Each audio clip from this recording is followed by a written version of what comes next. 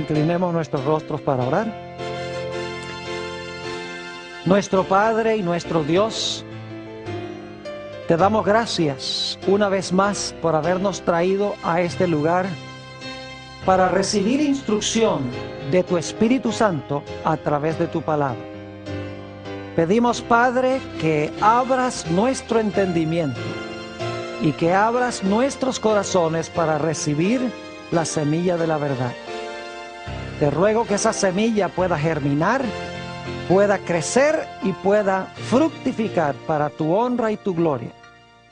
Te lo pido en el precioso nombre de tu Hijo, Cristo Jesús. Amén. Nuevamente quiero extenderle un saludo muy cordial a todos los que han venido aquí a nuestro tema de hoy. Y quiero también darle una bienvenida muy especial a todos los que nos están viendo por la pantalla de televisión vía satélite en diferentes partes del mundo. Estamos muy contentos de que hayan tomado el tiempo para ver esta presentación que se titula Abraham y las promesas del pacto. Vamos a comenzar nuestro estudio en el libro de Génesis, el capítulo 1 y el versículo 26. Y luego vamos a leer el versículo 28. Génesis 1 y el versículo 26. Y hay 4 puntos que quiero subrayar en estos versículos. 4 puntos. Hay más, pero esos son los que quiero recalcar. Dice en Génesis, el capítulo 1 y el versículo 26. Entonces dijo Dios: hagamos al hombre a nuestra imagen conforme a nuestra semejanza. Y ahora viene el primer concepto clave. Y señoree, es decir, reine. ¿Dónde? ¿Cuál era su territorio? Reine en los peces del mar, en las aves de los cielos, en las bestias, en toda la tierra y en todo animal que se arrastra sobre la tierra. 2 puntos claves. Número 1, el hombre fue colocado como rey. En segundo lugar, su esfera de dominio o su territorio era el planeta Tierra. Ahora, 2 ideas adicionales encontramos en el versículo 28. Dice, y los bendijo Dios. Tercer punto clave. Los bendijo Dios. Y ahora escuchen bien. Y les dijo, fructificad y multiplicaos. Ese es el 4 punto que quiero subrayar. Dios les dijo que se fructificaran, se multiplicaran, y sigue diciendo, llenad la tierra y sojuzgadla. Otra vez la misma idea, someterla. Y luego dice, señoread en los peces del mar, en las aves de los cielos y en todas las bestias que se mueven sobre la tierra. El plan original de Dios tenía 4 partes. Número 1, que el hombre fuese rey. En segundo lugar, que tuviese como su posesión la esfera del planeta Tierra, su esfera de dominio. En tercer lugar, Dios tenía la intención de que todo recibiera su bendición. Y en cuarto lugar, el plan de Dios era que se llenara el mundo de una raza santa, de una raza pura que pudiese proliferar la honra y la gloria de Dios. Lamentablemente, como consecuencia del pecado, este plan fue estropeado por Satanás. Noten lo que dice en el Evangelio según San Lucas, el capítulo 4 y el versículo 6. San Lucas, el capítulo 4 y el versículo 6. Aquí está Jesús en el monte de la tentación. Y el diablo viene y el diablo le hace una oferta a Jesús. Dice en el versículo 6, y le dijo el diablo, a ti te daré toda esta potestad y la gloria de ellos, porque a mí ha sido entregada y a quien quiero la doy. Fíjense que para este tiempo ya Satanás tenía dominio sobre los reinos de la tierra.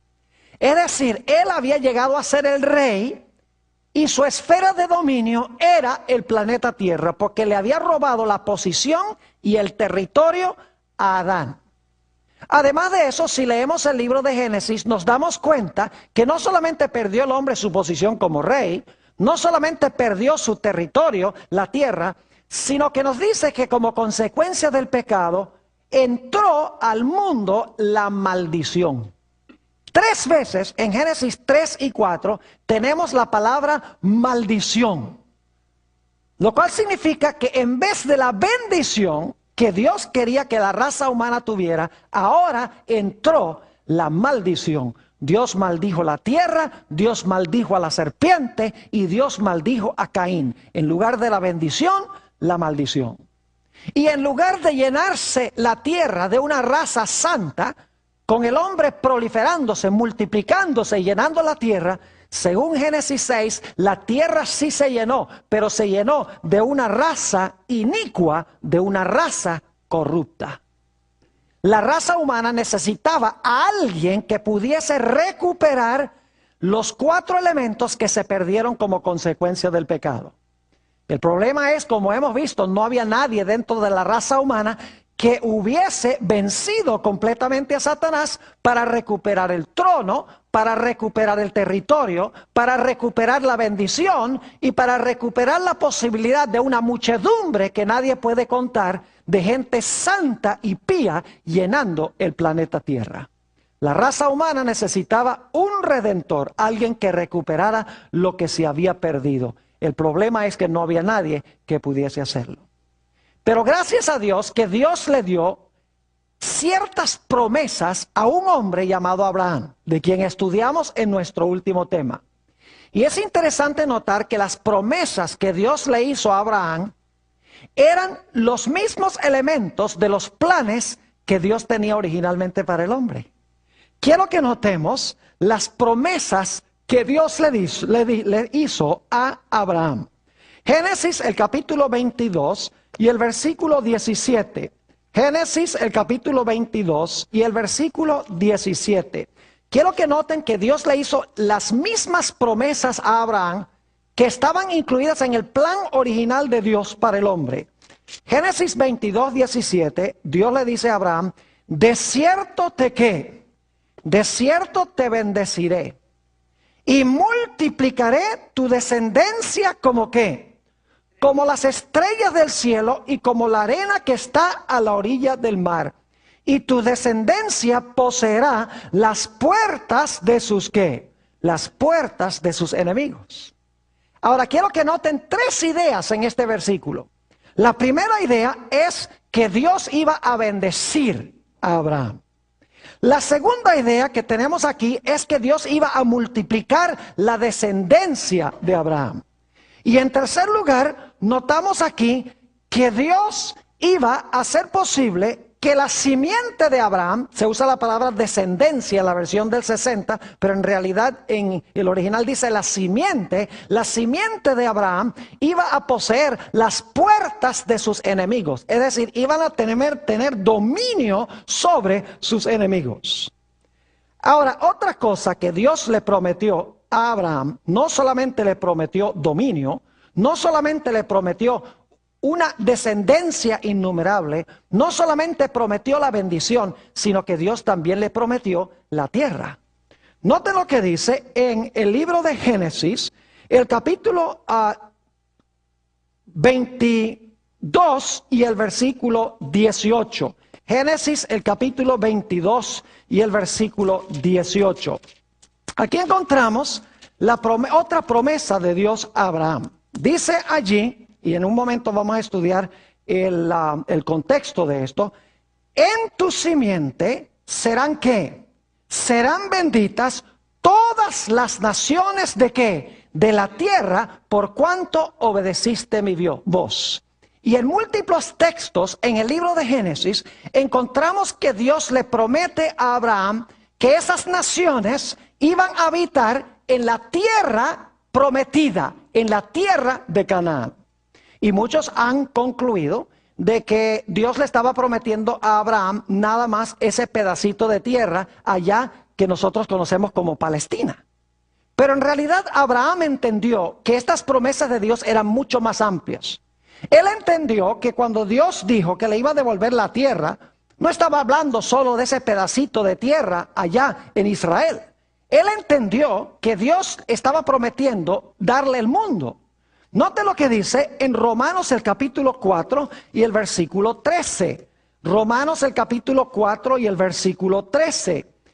Dice, porque no por la ley fue dada a Abraham o a su simiente la promesa de que sería heredero ¿de qué? Del mundo, sino por la justicia de la ¿qué? De la fe. ¿Qué le prometió Dios a Abraham que iba a heredar? No la tierrita allá en Canaán, sino que iba a heredar ¿qué cosa? El mundo, según dice este texto. También en Hebreos 11 y el versículo 10 y el versículo 16 encontramos esta misma idea. Hebreos el capítulo 11 y el versículo 10 y luego el versículo 16. Dice en el versículo 10, hablando de Abraham, Isaac y Jacob, porque esperaba la ciudad que tiene fundamentos, cuyo arquitecto y constructor es ¿quién? Dios. Versículo 16, pero anhelaban una mejor, es decir, una patria mejor. Esto es, ¿qué cosa? Celestial. Por lo cual Dios no se avergüenza de llamarse Dios de ellos, porque les ha preparado una ¿qué? Una ciudad, y es una ciudad celestial. Yo pregunto entonces, ¿Abraham sabía que la promesa de la tierra involucraba mucho más que esa tierra de Israel allá en el Medio Oriente? Claro que sí, porque Dios le dijo, vas a heredar el mundo. Dios le dijo, vas a heredar una ciudad, no la Jerusalén terrenal, sino la ciudad celestial, cuyo constructor y artífice es Dios. Abraham también entendió que él no era el que iba a traer la bendición. Él también comprendió que él no era el que iba a ganar dominio sobre sus enemigos. Abraham también entendió muy bien de que él no iba a quitar la maldición. Abraham comprendió que era su simiente que iba a recuperar el trono, que iba a recuperar el territorio, que iba a recuperar la bendición y que iba a recuperar la posibilidad de una descendencia santa que nadie podía contar. Ahora, hay una historia muy interesante que tenemos en el libro de Génesis, el capítulo 22, que será el centro de nuestro estudio en el tema de hoy. Porque ilustra cómo a través de Abraham y su simiente, Dios iba a recuperar las 4 cosas que había incluido como el plan original de él para el ser humano. Génesis, el capítulo 22, habla de la historia del sacrificio de Isaac. Ahora quiero darles un poquito de trasfondo. Cuando esta historia se realiza, Abraham ya es un anciano, tiene 120 años. Y Dios se ha demorado en cumplir su promesa de darle un hijo a Abraham durante un largo trayecto de tiempo.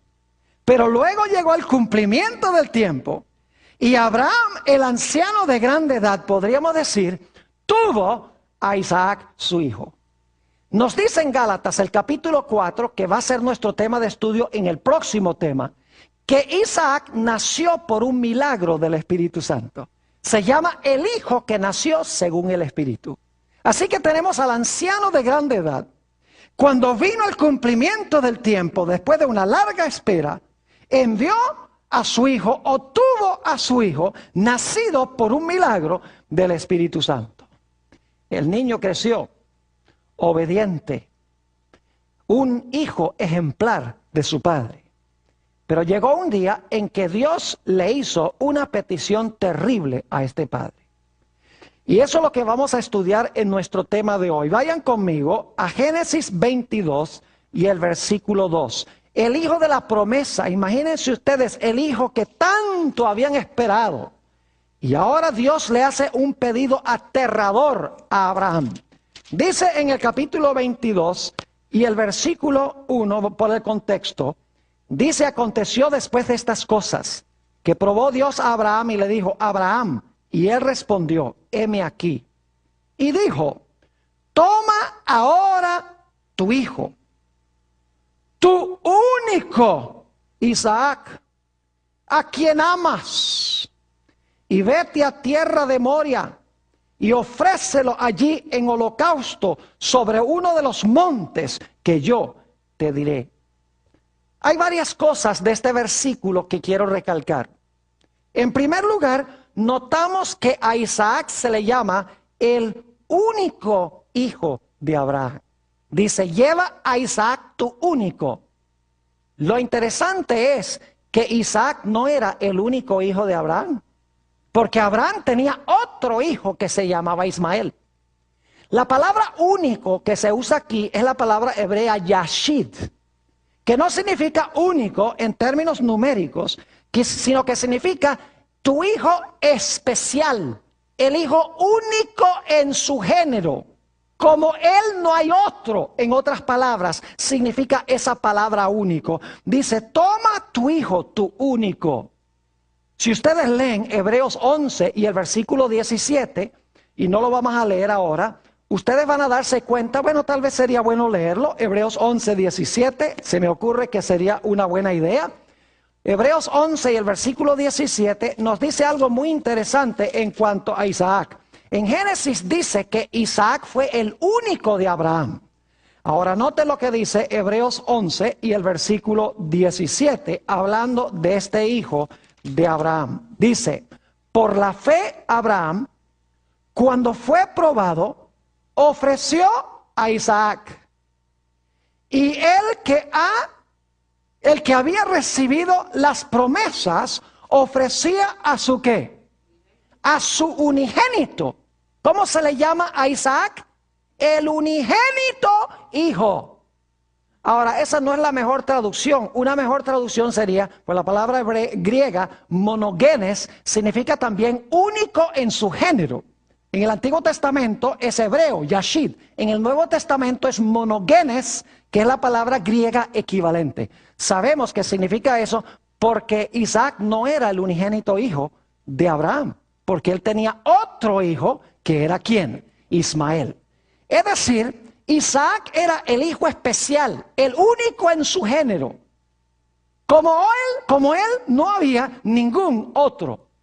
Y Dios dice ahí en Génesis 22 y el versículo 2, y también lo repite en el versículo 12 y el versículo 16, dice, toma tu hijo especial, a quien atesoras, a quien amas, dice 3 veces. Allí dice que Isaac es el hijo amado.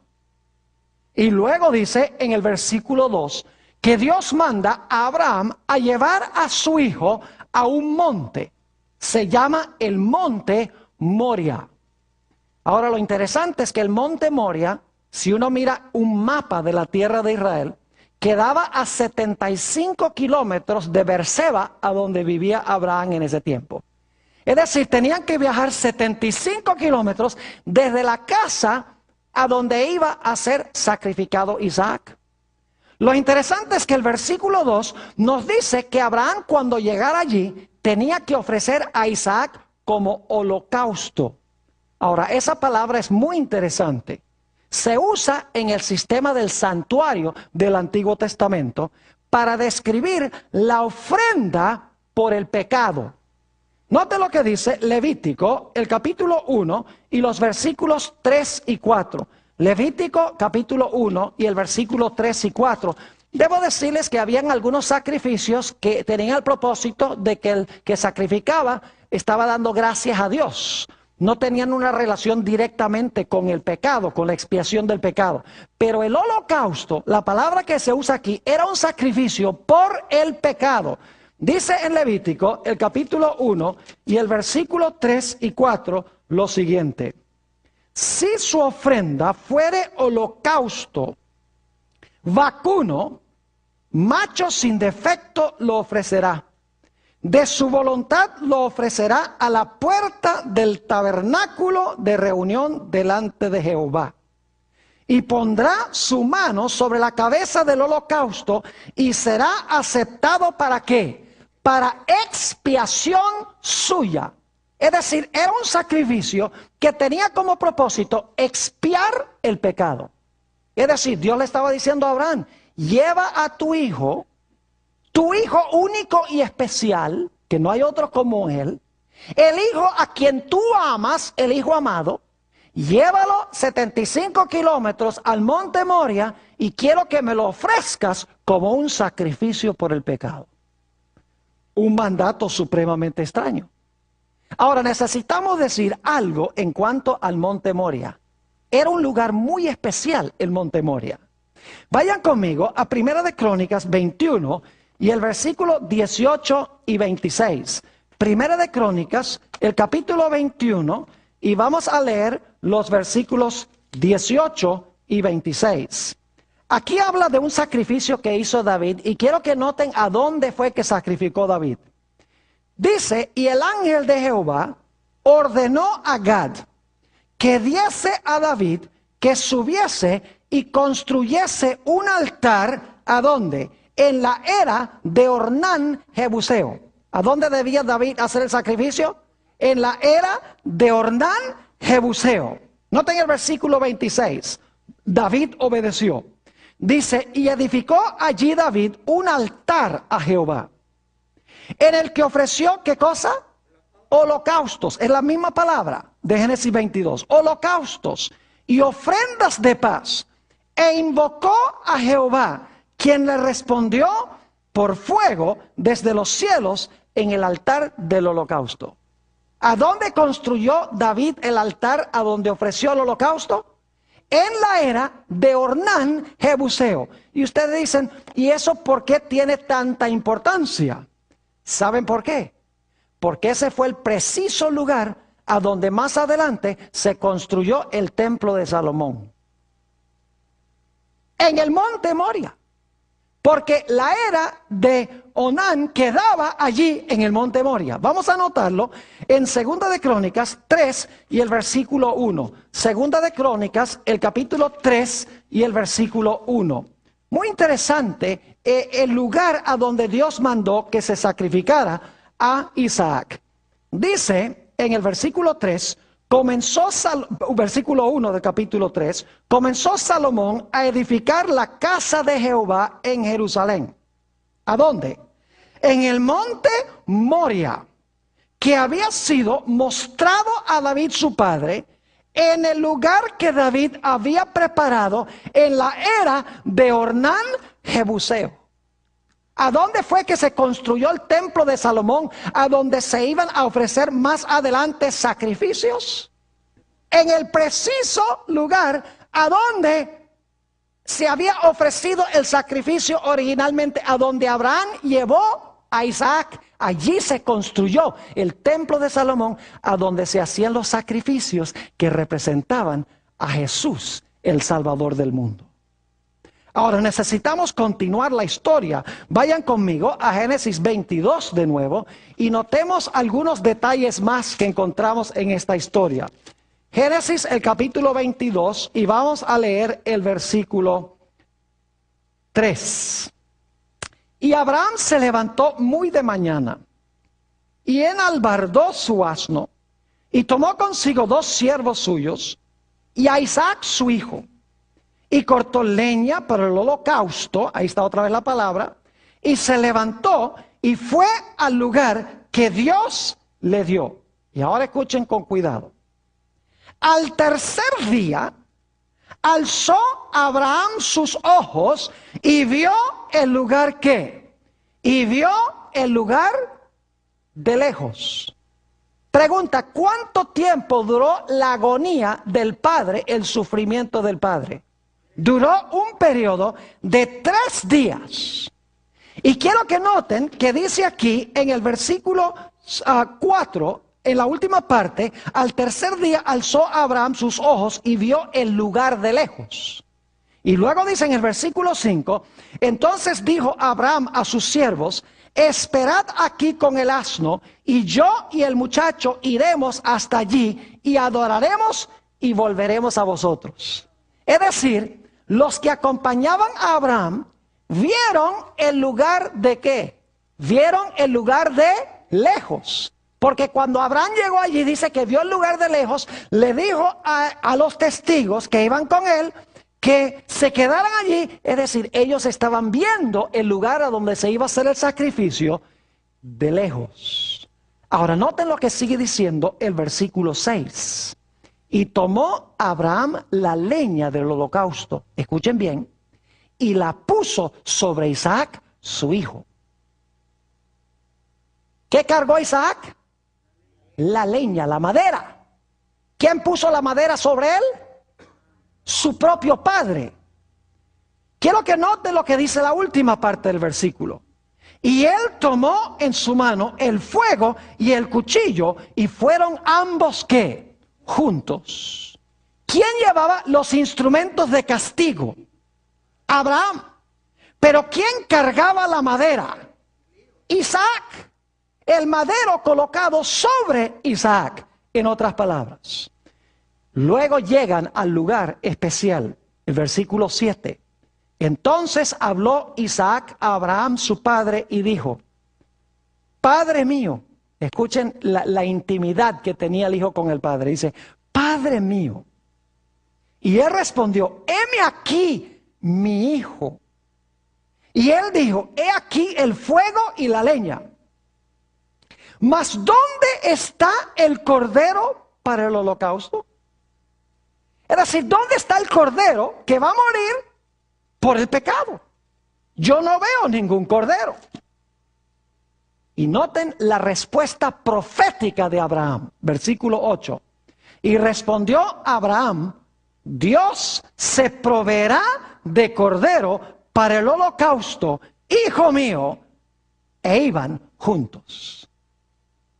Interesante que Abraham dijera: Dios se va a proveer un cordero para el holocausto. Un cordero que va a morir por el pecado. No te preocupes, Isaac. Y llegaron al lugar del sacrificio. Note lo que dice el versículo 9. Y cuando llegaron al lugar que Dios le había dicho, edificó allí Abraham un altar. Este es un dato muy importante. Vamos a volver a él. Dice: edificó allí Abraham un altar. Y compuso la leña y ató a Isaac su hijo y lo puso en el altar sobre la leña. Pregunta: ¿podría Isaac haberse escapado de este viejo de 120 años? Claro que sí. Pero pregunto, ¿Isaac obedeció implícitamente a su padre? ¿Se colocó en sus manos para que el padre hiciera con él lo que le complacía? Exactamente. Permítame leerles una cita que encontramos en ese libro que me gusta tanto, Patriarcas y Profetas, la página 149. La autora dice esto: con terror y asombro, Isaac se enteró de su destino, pero no ofreció resistencia. Habría podido escapar a esta suerte si hubiera querido. El anciano, agobiado de dolor, cansado por la lucha de aquellos 3 días terribles, no habría podido oponerse a la voluntad del joven vigoroso. Pero desde la niñez se le había enseñado a Isaac a obedecer pronta y confiadamente. Y cuando el propósito de Dios le fue manifestado, lo aceptó con sumisión voluntaria. Es decir, este era el hijo obediente. El hijo que dijo: Padre, hágase conforme a tu voluntad. No que sea como yo quiero, sino como tú. Era obediente a su padre. Así que lo coloca sobre la leña. Fíjese que Isaac ahora es colocado sobre la leña. Y ahora el padre, que tiene el fuego y que tiene el cuchillo, va a ejecutar la sentencia de muerte contra su hijo por el holocausto, por el pecado. Dice en el capítulo 22 y el versículo 10 estas palabras muy significativas. Génesis, el capítulo 22 y el versículo 10, cuando llegó el momento crítico para que se realizara el sacrificio: y extendió Abraham su mano y tomó el cuchillo para degollar a su hijo. Esa palabra degollar, escuchen bien, la misma que se usaba para lo que se hacía con el cordero. Es decir, ¿qué iba a hacer? Le iba a cortar la ¿qué? La garganta, como se hacía con los corderos. Y cuando Abraham levantó el cuchillo para hacer esto, el ángel de Jehová, la voz del ángel de Jehová, lo detuvo. Versículo 11. Entonces el ángel de Jehová le dio voces desde el cielo y dijo: Abraham, Abraham. Y él respondió: heme aquí. Y dijo, no extiendas tu mano sobre el muchacho, ni le hagas nada, porque yo conozco que temes a Dios, por cuanto no me rehusaste tu hijo. ¿Tu qué? Tu hijo, tu único. Ahora escuchen lo que les voy a decir. Abraham, según esta historia, levantó un altar y colocó a Isaac sobre el altar e invocó el nombre de Jehová. Ahora, hay varios versículos que solamente voy a mencionar que son muy interesantes. Ustedes los tienen, creo que los tienen en su lista. Esa expresión, invocar el nombre de Jehová, es muy especial en el Antiguo y el Nuevo Testamento.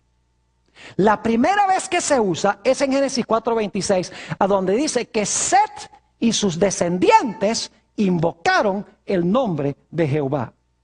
Se usa en Génesis 12:8, donde dice que Abraham construyó un altar e invocó el nombre de Jehová. Se usa en Génesis 13 y el versículo 4, a donde dice también que Abraham levantó un altar e invocó el nombre de Jehová. En Génesis 26 y el versículo 25 dice que Isaac construyó un altar e invocó el nombre de Jehová. En Primera de Crónicas 18:26, que ya leímos hace un rato, dice que David construyó un altar, colocó sobre el altar el holocausto e invocó el nombre de Jehová.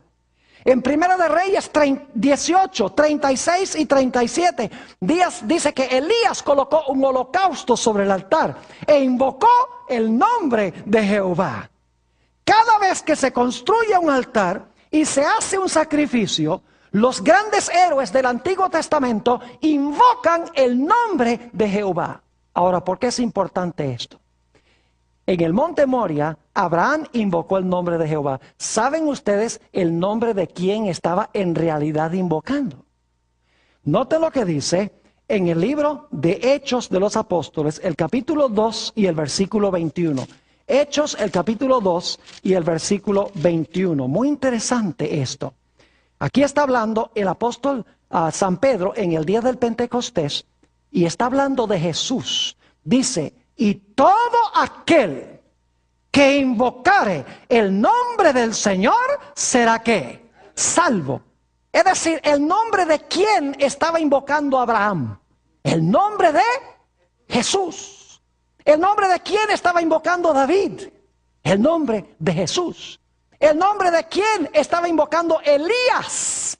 El nombre de Jesús. Noten también lo que dice en el libro de los Romanos, el capítulo 10 y el versículo 11 al 13. Romanos 10 y los versículos 11 al 13, para que se den cuenta que el nombre que se estaba invocando era el nombre de Jesús. Dice en el versículo 10, porque con el corazón se cree para justicia, pero con la boca se confiesa para salvación. Pues la Escritura dice, todo aquel que en él creyere no será avergonzado. Porque no hay diferencia entre judío y griego, pues el mismo que es Señor de todos es rico para con todos los que le invocan. Porque todo aquel que invocare el nombre del Señor será ¿qué? Salvo. La misma expresión. Y me hace recordar también Hechos de los Apóstoles, el capítulo 4 y el versículo 12, donde dice que no hay nombre dado a los hombres debajo del cielo por el cual podamos ser salvos, sino en el nombre de ¿quién? En el nombre de Jesús. Es decir, Abraham estaba invocando, cuando iba a ofrecer este holocausto por el pecado, estaba invocando el nombre de ¿quién? El nombre de Jesús. Pero la historia no termina aquí. Nota lo que dice en Génesis 22 y el versículo 13. Génesis, el capítulo 22 y el versículo 13. Porque el ángel detuvo la mano, pero ¿qué pasó después de detener la mano? Se necesitaba un holocausto por el pecado. Isaac no iba a hacer ese holocausto. Noten Génesis 22 y el versículo 13. Entonces alzó Abraham sus ojos y miró. Y he aquí a sus espaldas un carnero trabado en un zarzal por sus cuernos. Y fue Abraham y tomó el carnero, y ahora escuchen bien, y lo ofreció en holocausto en lugar de su hijo. ¿Qué fue lo que se halló? Un carnero. ¿Sabe lo que es un carnero? Un carnero es un cordero macho. ¿Saben que el carnero era el que se ofrecía en el sacrificio de la mañana y de la tarde? Éxodo 19 y el versículo 29, y el versículo 18 nos dice eso. Éxodo 29 y el versículo 18 nos dice que ese era el animal que se sacrificaba mañana y tarde para el pecado. Dice aquí, y quemarás todo el carnero sobre el altar. Es holocausto, y ahora escuchen bien, es holocausto de olor grato, no olviden eso. Es holocausto de olor grato para Jehová. Es ofrenda quemada ¿a quién? Quemada a Jehová. Y luego en Génesis 22 y el versículo 14 encontramos que Abraham le da un nombre muy especial a este sitio. Génesis el capítulo 22 y el versículo 14 dice, y llamó Abraham el nombre de aquel lugar Jehová Jireh, que significa Jehová proveerá. Por tanto se dice hoy, en el monte de Jehová será que, en el monte de Jehová será provisto. Ahora, hay un punto más que necesito recalcar antes de que vayamos a ver el cumplimiento de esta historia. ¿Saben ustedes que en figura Isaac resucitó el tercer día? Noten lo que dice en el libro de los Hebreos, el capítulo 11 y el versículo 19. Hebreos 11 y el versículo 19. Muy interesante este versículo porque nos dice, por lo menos en la mente de Abraham, Isaac ya era hombre muerto. Pero en el monte, figurativamente, Isaac resucitó de los muertos el tercer día cuando llegaron. Dice en el versículo 19, pensando que Dios es poderoso para levantar aún de entre los muertos, ahora escuchen, de donde en sentido figurado también le volvió a ¿qué? Le volvió a recibir. ¿Recibió figurativamente Abraham a su hijo de entre los muertos? Claro que sí. Ahora escuchen bien. Isaac es un doble símbolo. Durante la mayor parte de la historia, Isaac representa a Jesús. Por ejemplo, cuando él carga la leña, vamos a ver. Cuando el padre carga los instrumentos de castigo. Cuando es colocado sobre la leña. Cuando se le va a degollar.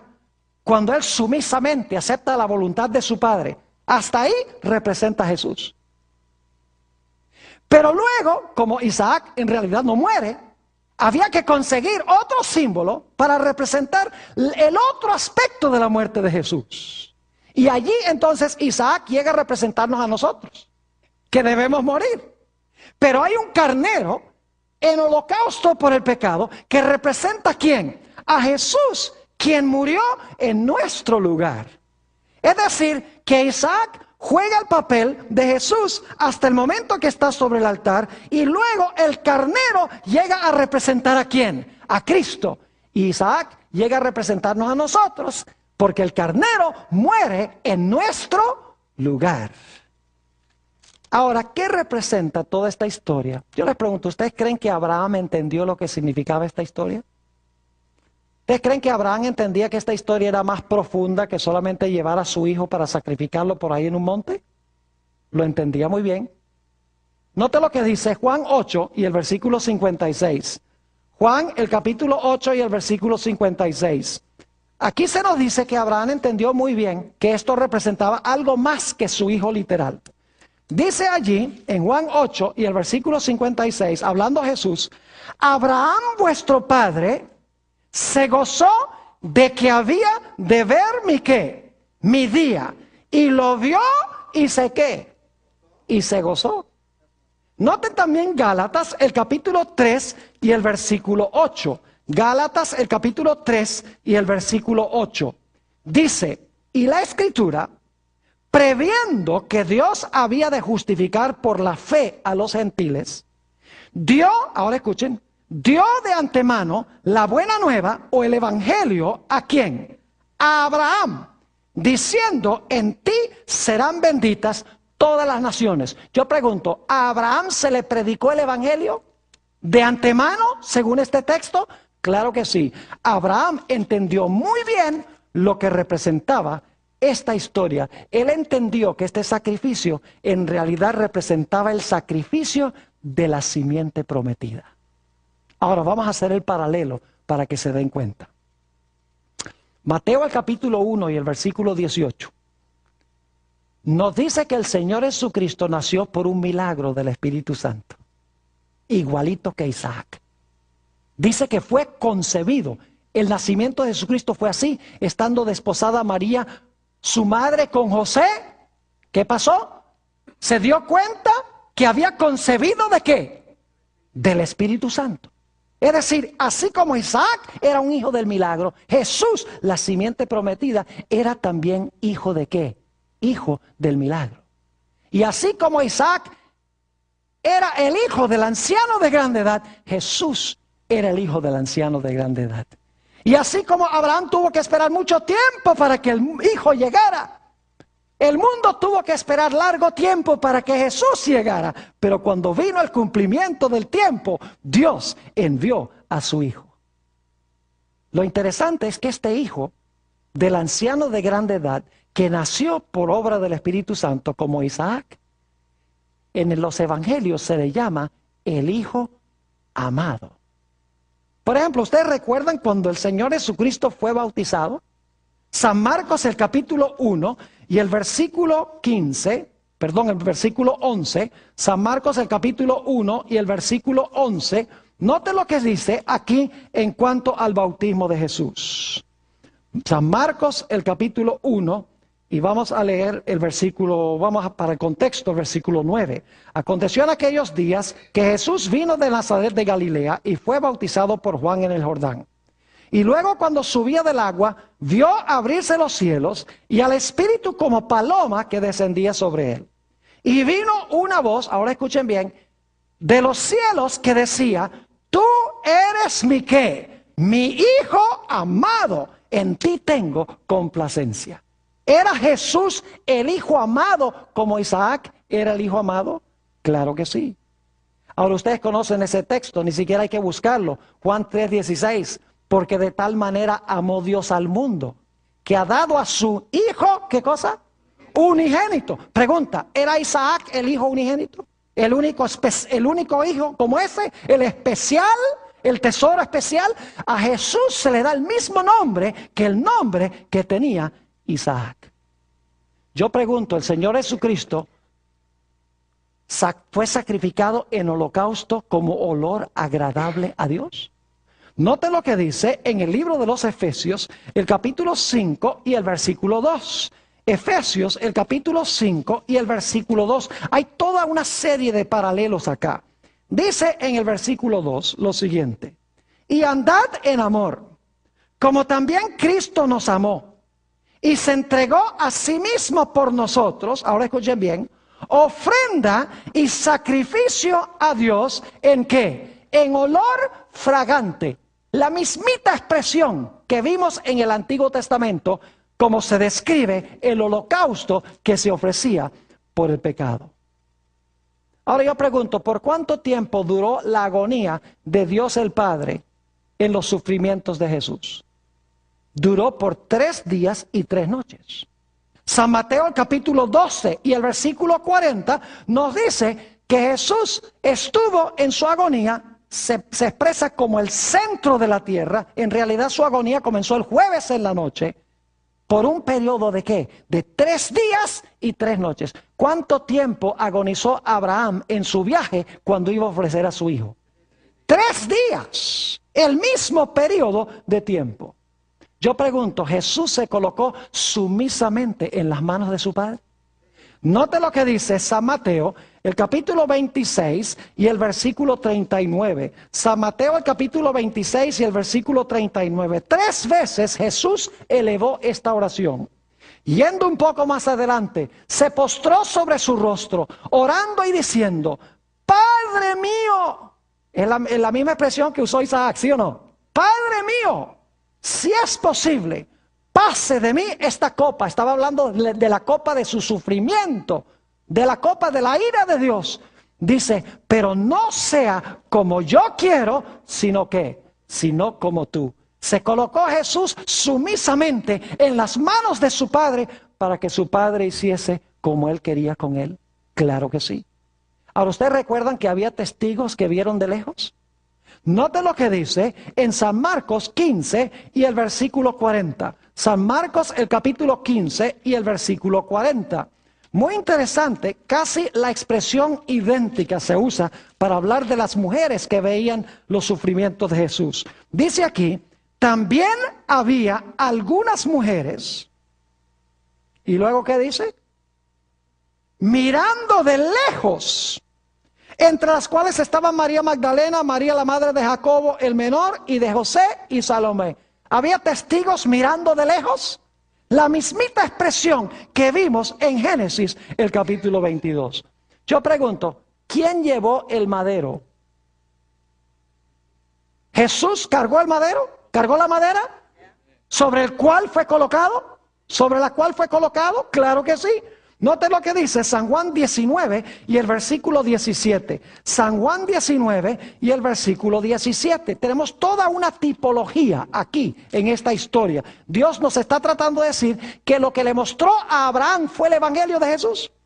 Abraham entendió que toda esta historia era una ilustración de Cristo, el que iba a recuperar lo que el hombre perdió originalmente, las 4 cosas del plan original de Dios. Dice en San Juan 19 y el versículo 17 lo siguiente: y él, cargando su ¿qué? Su cruz, salió al lugar llamado de la calavera, y en hebreo Gólgota. Y la Biblia dice que la cruz era un madero. ¿Quién cargó la madera? La madera la cargó Jesús. Pero yo pregunto, ¿quién llevaba los instrumentos de castigo? ¿El castigo de quién sufrió Jesús? Sufrió el castigo de su propio Padre. Note lo que dice Isaías 53 y el versículo 4 y 5. Isaías 53 y el versículo 4 y el versículo 5. Dice aquí: ciertamente llevó Él nuestras enfermedades y sufrió nuestros dolores. Y ahora escuchen, y nosotros le tuvimos por azotado, por herido ¿de quién? De Dios y abatido. ¿Quién lo hirió a Jesús? Su propio Padre.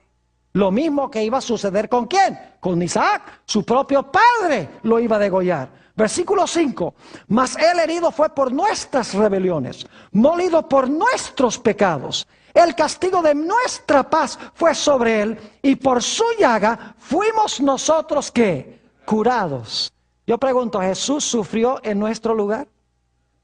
¿Como el carnero sufrió en lugar de Isaac? Claro que sí. Nos dice que Él sufrió nuestros dolores, Él llevó nuestro castigo, el castigo de nuestra paz fue sobre Él. Y dice que fue azotado y herido ¿de quién? Herido de su propio Padre. En 2 Corintios 5:21 dice, el que no conoció pecado, Dios le hizo pecado. Como sucedió con ese carnero, para que nosotros pudiésemos ser hallados justicia de Dios en Él. ¿Qué día resucitó Isaac de los muertos en figura? Lo leímos en Hebreos 11:19. ¿Cuál día? El tercer día. ¿Qué día resucitó Jesús? Note lo que dice 1 Corintios 15 y el versículo 3 y 4.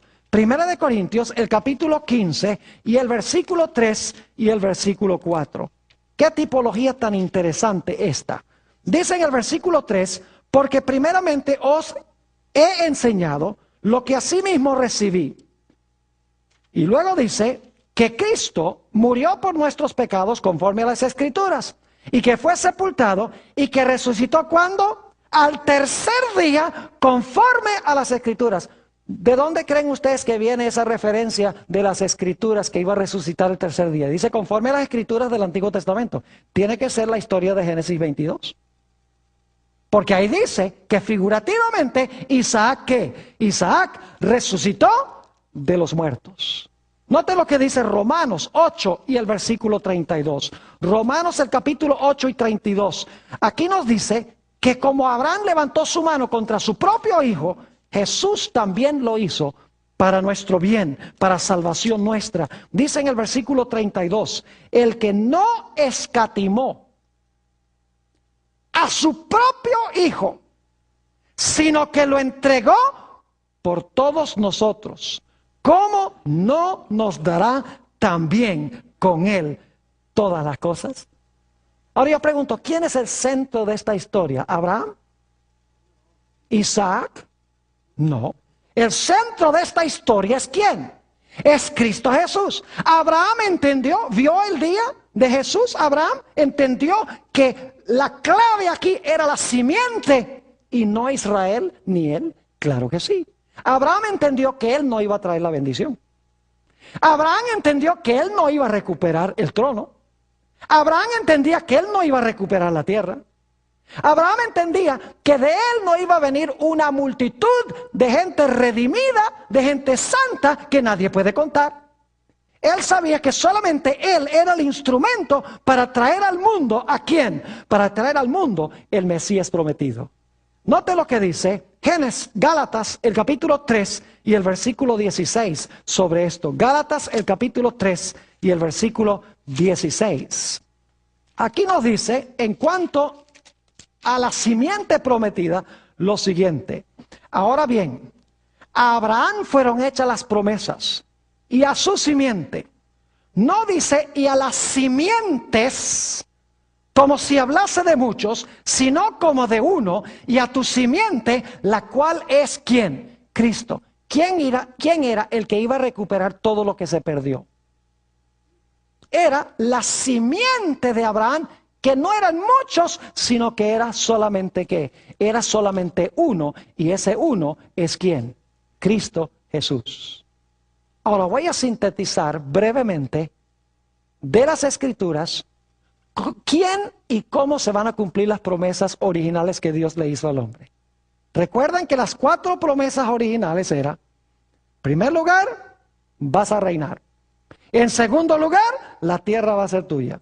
En tercer lugar, la bendición. Y en cuarto lugar, una descendencia que llene la tierra de una raza santa, de una raza pura. Ahora, todo eso se perdió con el pecado. Pero ¿quién lo iba a recuperar? La simiente de Abraham. Le voy a dar solamente los versículos, ustedes los tienen allí en la lista.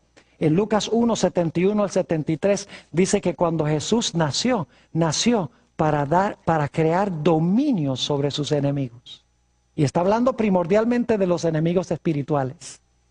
Y en Daniel el capítulo 7, 26 y 27, nos dice que cuando termine la historia del pecado, Jesús recibirá el reino y dará el reino a los santos del Altísimo. Es decir, Jesús recuperará el reino que perdieron Adán y Eva.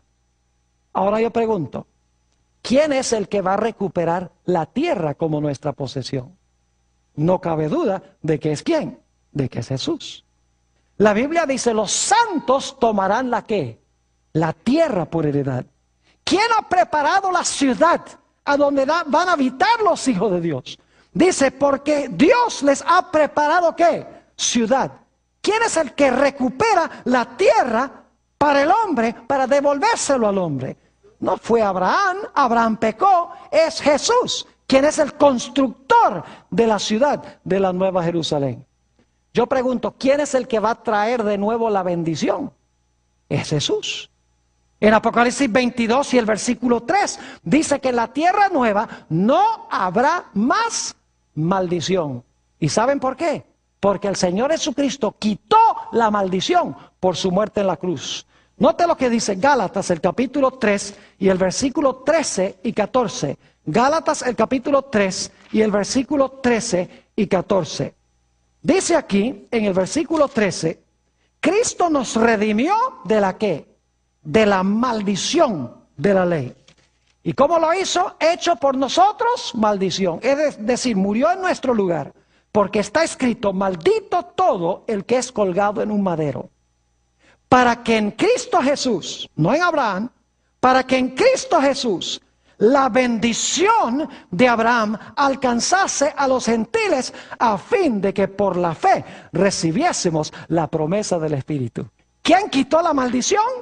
Fue Jesús. ¿Quién trajo la bendición de Abraham? La trajo Cristo Jesús. Y saben que a través de Cristo Jesús habrá, según Apocalipsis 7:9, una muchedumbre que nadie podrá contar delante del trono de Dios. Como Dios le prometió a Abraham. Pero no es por Abraham, porque dice que esta gente de toda nación, tribu, lengua y pueblo han lavado sus ropas y las han blanqueado en la sangre del Cordero.